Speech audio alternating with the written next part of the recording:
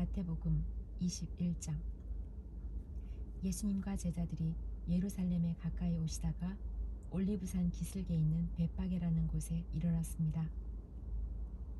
예수님께서는 거기서 2명의 제자들을 마을로 보내셨습니다. 예수님께서 말씀하셨습니다. 너희는 맞은편 마을로 들어가거라. 그러면 당나귀 한 마리가 새끼와 함께 묶여 있는 것을 발견할 것이다. 그 당나귀를 풀어서 나에게 가져오너라. 만일 누가 너희에게 무슨 말을 하거든 주님이 필요하시답니다 라고 하여라. 그러면 즉시 내어줄 것이다. 이것은 예언자가 말한 것을 이루려고 하신 것이었습니다. 시온의 딸에게 말하여라. 보아라, 너의 왕이 너에게로 오신다. 그는 겸손하여 당나귀를 탔는데 어린 당나귀 곧 나귀 새끼를 타고 오신다. 제자들이 가서 예수님께서 지시하신 그대로 했습니다. 그들은 당나귀와 그 새끼를 데리고 와서 그 등에 자기들의 옷을 깔았습니다. 예수님께서는 그 위에 앉으셨습니다.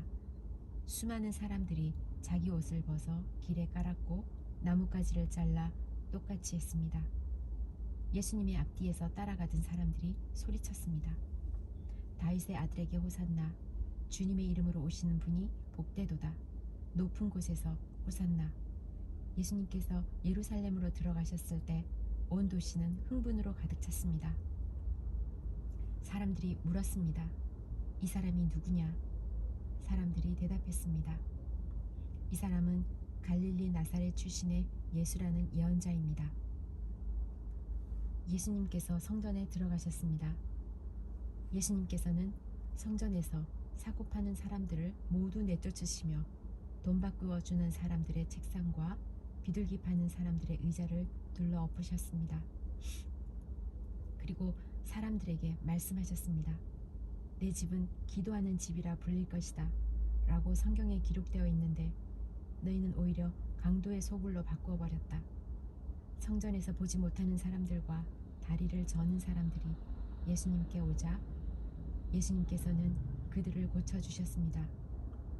대제사장들과 율법학자들이 예수님께서 하신 여러 가지 놀라운 일들과 다윗의 자손에게 호산나 라고 외치는 아이들을 보았습니다.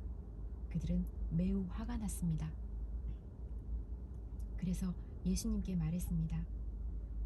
이 어린이들이 말하는 것이 들립니까? 예수님께서 대답하셨습니다. 그렇다. 너희는 성경에서 읽지 못하였느냐? 어린이와 젖먹이들의 입으로 찬양을 준비하셨다. 예수님께서 그곳을 떠나 베나니라는 마을로 가셔서 거기서 밤을 보내셨습니다. 예수님께서 그곳을 떠나 베단이라는 마을로 가셔서 거기서 밤을 보내셨습니다. 아침이 되어 예수님께서 예루살렘으로 돌아오실 때 몹시 시상하셨습니다. 마침 길 옆에 무화과 나무 한 그루를 보시고 나무 곁으로 다가가셨습니다. 그러나 그 나무에는 잎사귀만 있을 뿐 열매는 보이지 않았습니다. 예수님께서 그 나무를 향해 말씀하셨습니다. 다시는 네가 열매를 맺지 못할 것이다. 그러자 즉시 나무가 말라버렸습니다. 이것을 본 제자들이 놀라서 물었습니다. 어떻게 무화과 나무가 그렇게 빨리 말라버렸습니까? 예수님께서 제자들에게 대답하셨습니다. 내가 너희에게 진정으로 말한다. 너희가 만일 의심하지 않고 믿기만 한다면 내가 이 나무에게 한 것을 너희도 할 수 있다. 뿐만 아니라 이 산더러 산아 들려서 바다에 떨어져라 하고 말하면 이건 역시 그대로 될 것이다. 너희가 믿고 기도로 구하는 것은 모두 받을 것이다. 예수님께서 성전에 오셔서 가르치실 때 대제사장과 백성의 장로들이 와서 물었습니다. 당신은 무슨 권한으로 이런 일을 하는 것이오? 누가 당신에게 이런 권한을 주었소? 예수님께서 이들에게 대답하셨습니다. 나도 너희들에게 한 가지를 묻겠다. 만일 나에게 대답하면 내가 무슨 권한으로 이런 일을 하는지 말해주겠다. 요한의 세례가 하늘로부터 온 것이냐 아니면 사람에게서 온 것이냐? 제사장들과 장로들이 서로 의논을 하였습니다.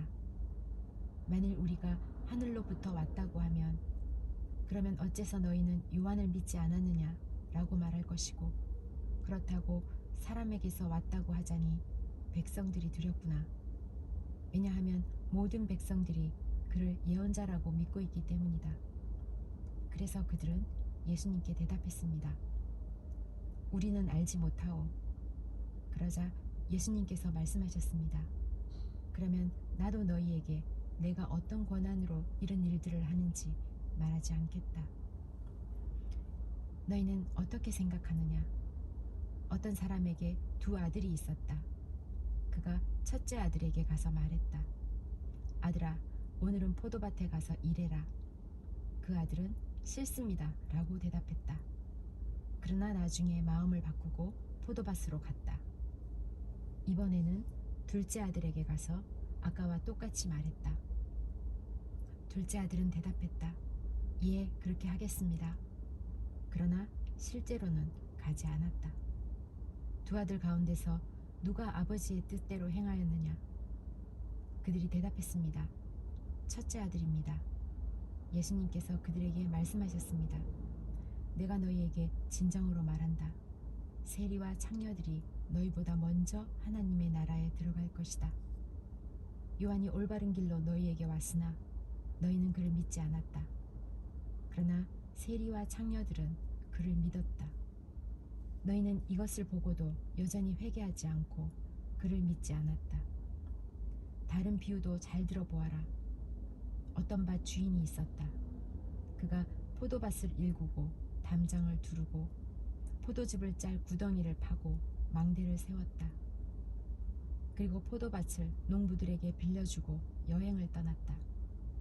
추수할 때가 다가오자 주인은 농부들에게 종을 보내어 자기 몫의 수확을 받아오게 했다. 그러나 농부들은 그 종들을 잡아서 하나는 때리고 하나는 죽이고 또 하나는 돌로 쳐 죽였다. 그 주인은 처음보다 더 많은 종들을 그들에게 보냈다. 그러나 농부들은 그 종들에게도 똑같은 짓을 하였다. 결국 주인은 자기 아들을 농부들에게 보냈다. 그는 농부들이 내 아들은 존중할 것이다 라고 생각했다. 그러나 농부들은 아들을 보며 서로 말했다. 이 아들은 상속자니 이 사람을 죽이고 유산을 가로채자. 농부들은 그 아들을 잡아 포도밭 밖으로 끌고 가서 죽였다.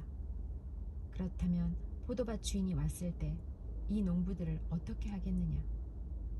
그들이 예수님께 대답했습니다. 그 못된 농부들을 죽일 것입니다.